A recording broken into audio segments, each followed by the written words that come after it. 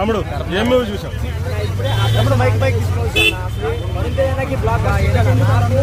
Story ఏంటంటే romance అవి ఇది కాదు.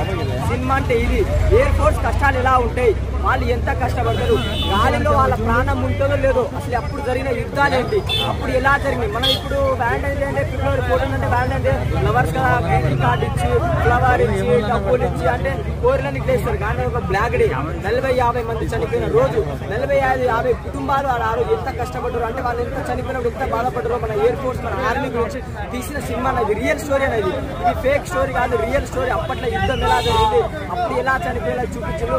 ఫస్ట్ హాఫ్ లో సిద్ధం అంటారు, సెకండ్ హాఫ్ లో యుద్ధం ఉంటుంది. సెకండ్ హాఫ్ లో మాత్రం యుద్ధం మాత్రం మామూలుగా ఉండాలి. నేను గౌరవం చెప్తున్నాను, ఎందుకంటే నేను చెప్తున్నా చాలా సినిమాలు చూసిన మన దేశ గౌరవంగా ఎయిర్ ఫోర్స్ అంటే ఎయిర్ ఫోర్స్ ఆర్మీ వాళ్ళ కష్టం ఎలా ఉంటుంది, వాళ్ళు ఎలా యుద్ధం చేసిన సినిమాలు నాకు అనిపించింది. వరుణ్ తేజ్ యాక్టింగ్ మాత్రం చంపేసి చెప్పాను. ఎందుకంటే వరుణ్ తేజ్ యాక్టింగ్